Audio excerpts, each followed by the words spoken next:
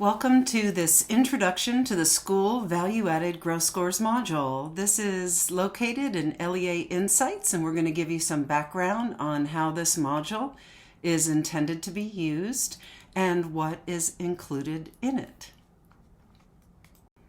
The purpose of the School Value-Added Growth Scores module is to provide a secure and confidential place to explore student-level growth scores and visualizations that will support you in your local efforts to increase student learning. Let me cover some main points about the data included in this module.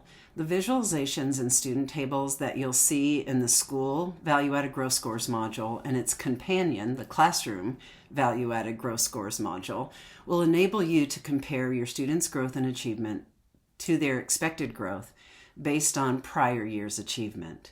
The module is intended for exploration so that you can involve yourself in a local improvement effort where you would observe, hypothesize, plan, and then act in a cycle that actually results in improving student learning. This module includes all students, your mobile and your non-mobile students, because they are part of your school and part of your classes. The value-added scores are available, calculated in the aggregate by subject, grade, and subgroup. So you can explore patterns and trends among grade levels and subjects relative to current growth and prior year achievement, current growth and current year achievement, and data trends for your school in general. The subgroups are available, but a caution would be to pay attention to the n size before you make too strong of an inference, because if you're basing your inference on a very small number of students, then it may not be a very useful inference. So just a caution there. Whenever you're using data, it's important to understand the intended uses. Typically, things are validated for their intended use, and so it's important to use them the way they're intended, and also to not use them in ways that they are not intended. So let's look at the uses and the limitations. The intended uses are to help you build your understanding of how students are achieving versus how they're growing in achievement, and also to identify patterns of low, moderate, or high growth, and if those patterns are associated with specific performance levels of students. Our value-added growth model in Arkansas is designed to be able to identify growth in students regardless of their achievement level in the prior year or their achievement level in the current year. All students can grow, so it doesn't matter which kids you have in your class. What matters is, are you helping them to grow at least as much as they're expected to grow based on their prior achievement. So our model controls for things that you can't control, like the composition of students in your class. And to understand how that growth might look, these visuals are going to support building your understanding of those patterns and trends. You can also identify whether there are patterns or trends among different subjects, maybe higher growth in one subject or another, or higher growth among one grade level compared to the other grade levels in that subject, and how this might be associated also with a pattern of who is and who isn't growing in your classroom or in your school or grade level. So these data are intended to be used as an additional data point to support your collaborative team conversations. So that might be your PLCs or data teams, or any time that you get together as a group of teachers to talk about students' needs in their learning. These data can help inform that. What these are not intended to support are inferences related to the specific content or skills a student has mastered or achieved. For that data, you can go to your Atlas scores, which now provide you with very specific content and skill information at the standards level. This is not intended to be used as the only source of data to classify a student for intervention or retention or any type of grouping that would stick them there just based on a single point of data. You always need multiple sources of data to figure out what's best for a child. In all cases, additional data points are needed. to determine the more specific details about a student's needs in terms of why they are growing or not growing and what to do about it. And I encourage you for content purposes to look at your Atlas scores. Let's get into the module. These secure modules are available once you log in to LEA Insights. They require a login because they are confidential and exploratory, and specific student information is available. So you do have to log in, and you do have to have permissions to log in to view these data. Use your state Active Directory credentials to log in. And if you don't have those, then you might talk with your administrator about whether it's appropriate for you to have those permissions. Once you're logged in, you go to the Academics tab, and when you click on the Academics tab, you'll see 3 choices. The choice that you're going to want to look at for this module is the School Value-Added Growth. You might be wondering, how are these students rostered to my school? The business rules for the school value-added estimates are slightly different from the classroom value-added estimates. So this is important. This module, which provides grade level subject or subgroup mean value-added growth scores, student scores are linked to the school where each student was enrolled on the first Monday of testing. So that's equal to the accountability school LEA. So if the students this year in 2024 were at your school, enrolled in Triand, April 15th, 2024, then they're going to be linked in this module. If a student enrolled after April 15th, then they'll be at the school at which the student was enrolled the last Monday of the testing window. So if you're not familiar with these rules, these are part of the accountability business rules.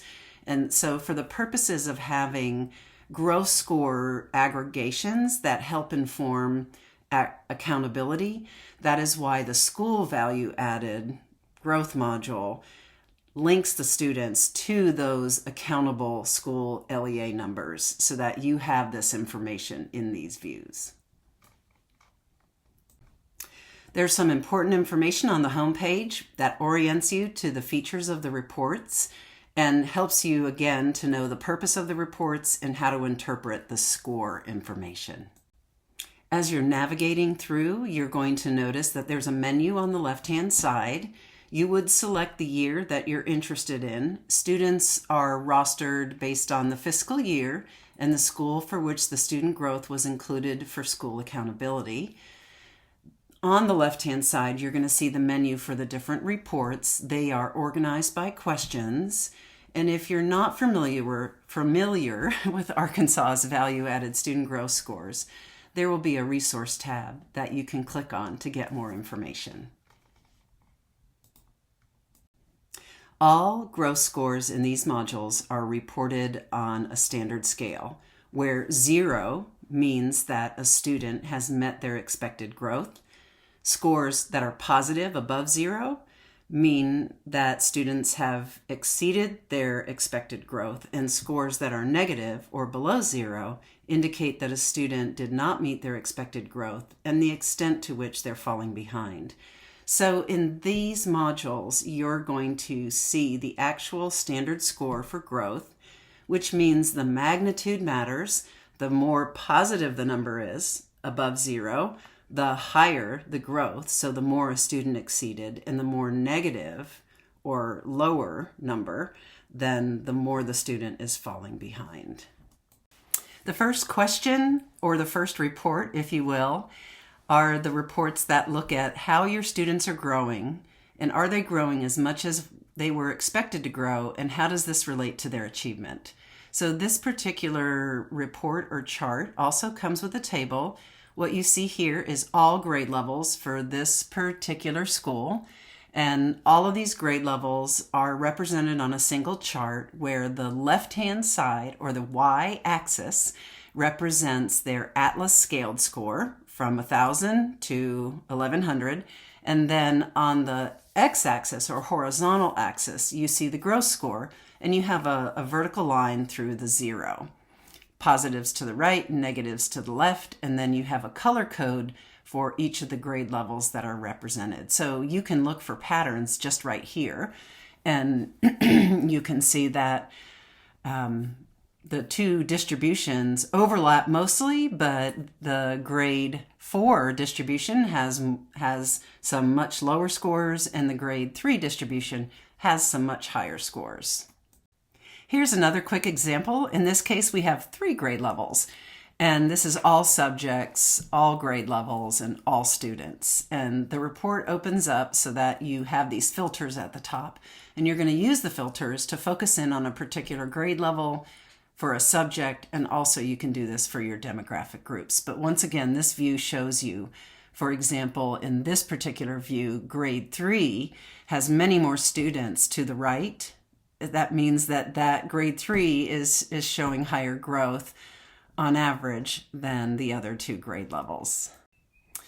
Another important point is that the scale score on the left, on the y-axis or vertical axis, is from 2024. So it's the student's achievement in the same year as their gross score. And we're just looking for patterns. Like, are our high achieving students growing more than our low achieving students? So these are the grade 3 math scores for this particular school. And when you mouse over, you can actually see the actual student. In mathematics for grade 3, it appears that when you look at where the 0 is, there are as many students growing as there are not growing. It doesn't seem to be associated with a particular performance level, as you can see by these students who are growing, even in the lowest performance level.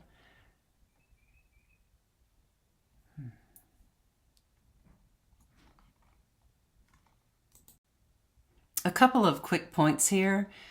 If you'll notice, the y-axis is the 2024 Atlas score, and the x-axis is the gross score, labeled at 0. Notice the color coding once you select a grade level.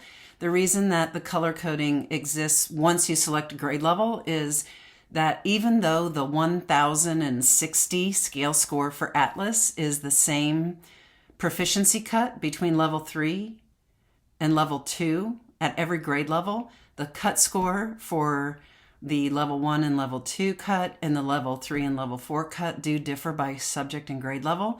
So you will only have the color coding when you get into a particular grade level and subject. So notice that in this particular picture, you can see this particular grade level, which is grade 5 math. Here, you can see there are quite a few students in lower performance that are level 1 students and also not growing as much as expected, but then you also have some level 1 students who are growing as much as expected. So in this particular school, students, regardless of their performance level, are not more or less likely to be growing. So then it becomes a question of, okay, which students are and are not growing?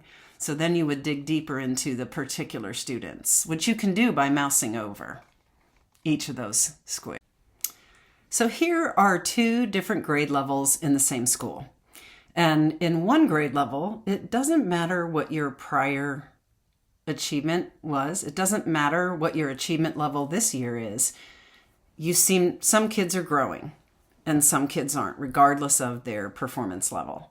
And then in another classroom, there appears to be a clear pattern. Can you tell which is which?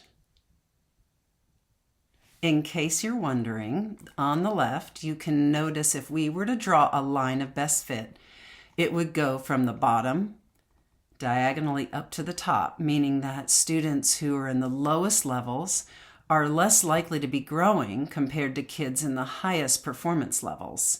That's different from the classroom the grade level on the right. On the right, it's more about the student. Some students at all levels are growing and some students aren't. And this is actually a more desirable pattern because then it means it's more student specific and it's not based on how students group into achievement levels, if you can imagine. It means that students are more likely getting what they need, the question then becomes, why are these students not growing versus why are these students growing? And that becomes something that you dig into more deeply at the local level with what you know about these students. Question 1, again, comes with a summary table at the bottom where you can get the number of students, the average growth, and summary information that's linked to the subject and grade level. You also get a little bit of color coding about the score. If the score is 0 or above, then it should have a green. If it's less than 0, if it's negative, then it should have a little red symbol next to it. You can see the number of students that are included. This is a good number, so I can feel pretty comfortable with inferences that I draw about how students are doing with that high of a number of students. So the tables are located below the scatter plots. You would look at the average score and how spread out the scores are. You can see that in the chart, but the standard deviation also gives you kind of a numeric value for that. You want to look at the highest growth and the lowest growth, and you also want to compare these statistics to other grade levels and subjects just to see how kids are doing. Are there places or patterns where students on average are scoring higher, maximum score, or on average than others? So again, it's about patterns and trends, and then what do those mean about what do we do next? So we're moving on to the second question, which asks, are students in each performance level growing as expected? Now, the difference between the first set of charts and this set of charts, I like to call them the up-down charts, is we're now comparing their prior year performance level to their current year growth. So last year, these students may have been at level 1. Last year on the ACT Aspire, that would have been in need of support. How did they grow this year? And are there any obvious patterns about who is growing on average and who isn't growing on average? Because this takes into account where they were when they came to you, right? So this is a student who was in the lowest level, came to you in the lowest level. Were they growing as well as kids who came to you at grade level? And again, I want to remind you that all students can demonstrate growth, so your class composition doesn't matter.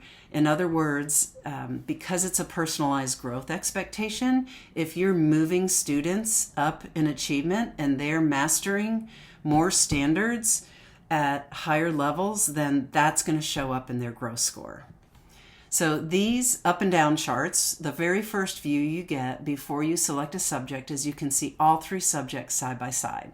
And it's interesting because what you're seeing, if I will orient you to the chart, on the left-hand side now is the growth score. So here's the 0 line, the blue line that goes across is a 0 line.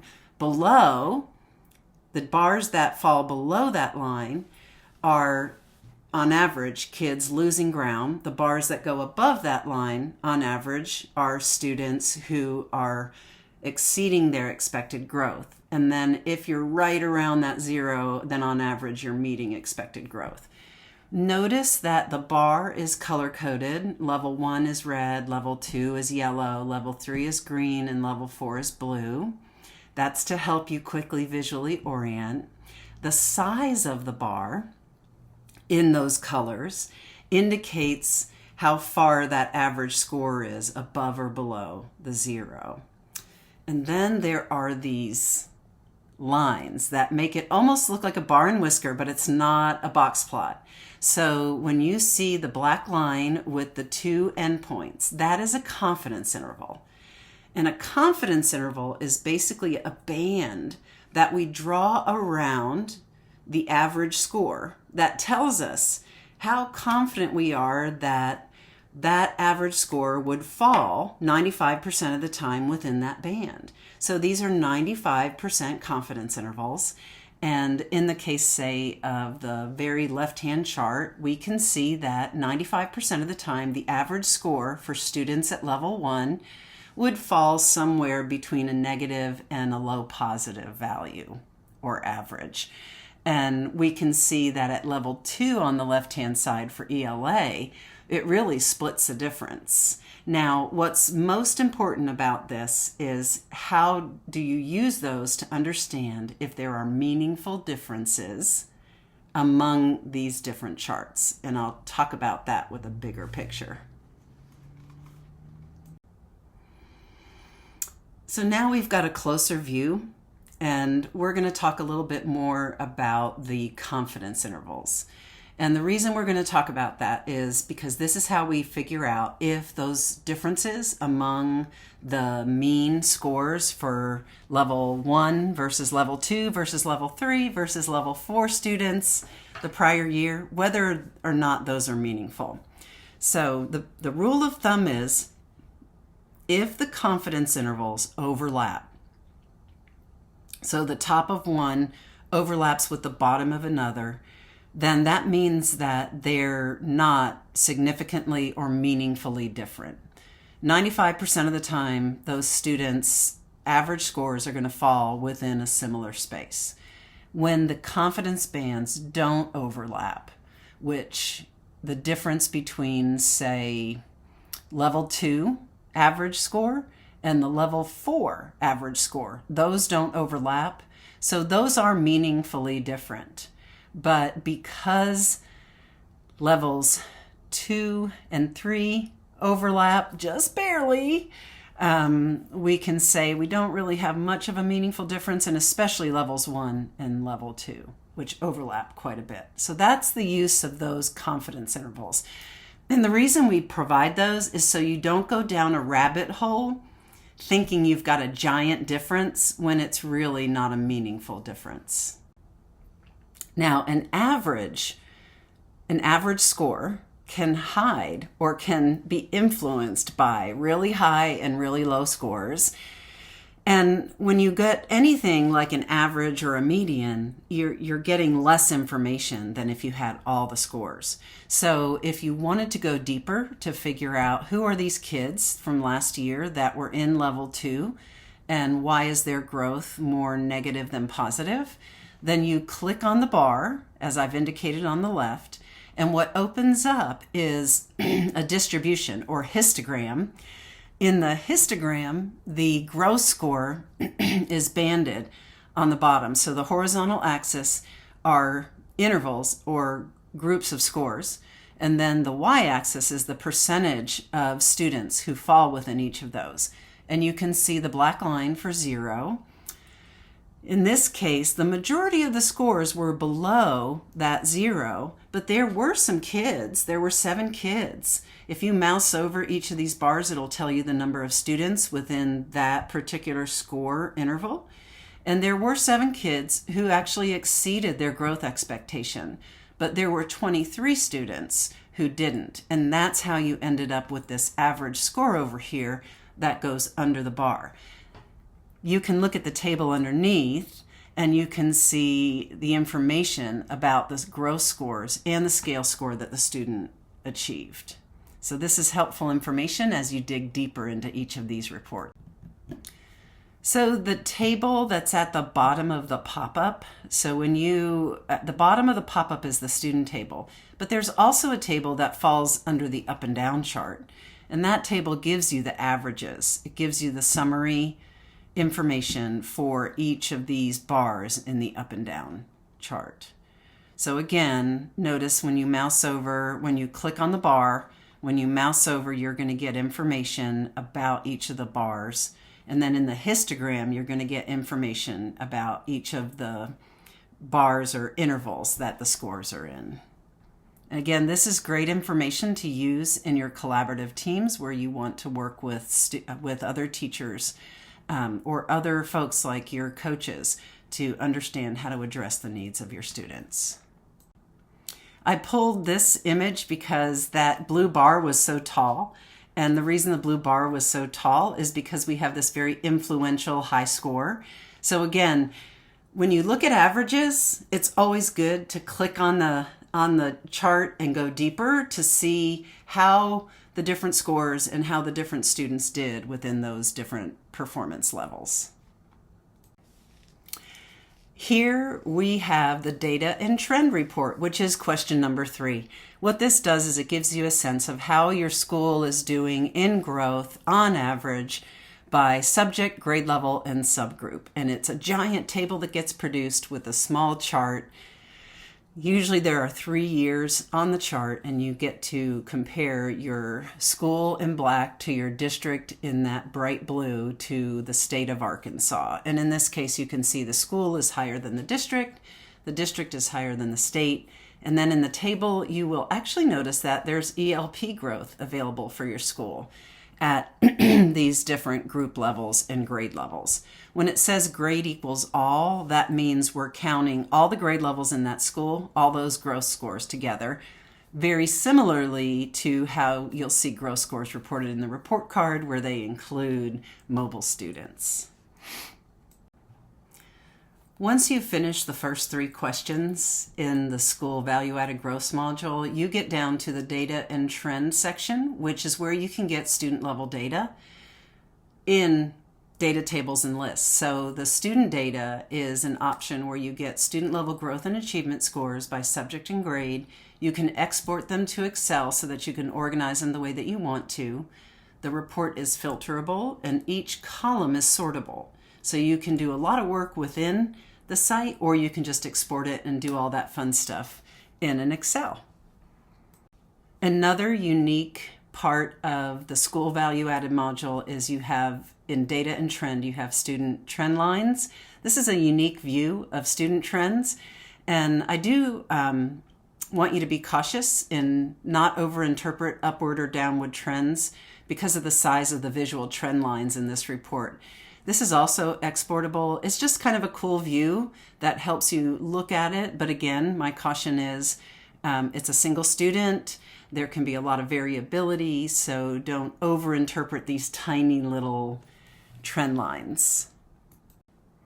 And finally, there will be guidance and an FAQ available. There's some contact information here. If you have questions, please get in touch with Kaylin Bumbaugh and Hope Worsham. They can answer your questions at DESE, and hopefully you will make incredible use of this very valuable information about your students.